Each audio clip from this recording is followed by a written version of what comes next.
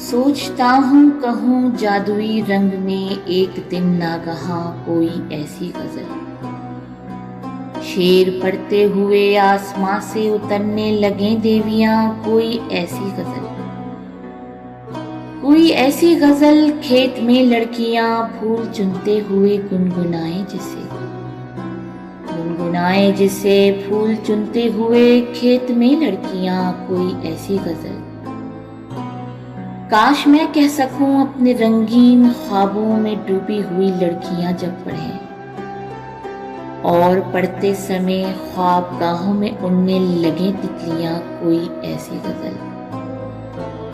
एक तरफ फूल और घास चढ़ते हिरन पर्वतों पर धनक जैसे पेंटिंग लगे, एक तरफ मुंजमद आबशारों से गिरती हुई मछलियां, कोई ऐसी गजल।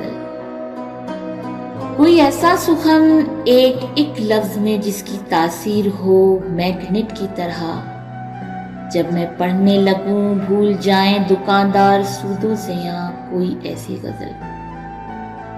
ये भी मुमकिन है उर्दू ज़बां में कहूं और दुनिया के फिक्शन से बेहतर लगे, आह भरने लगे, रश करने लगे, काफका मुर्तज़ा, कोई ऐसी गजल।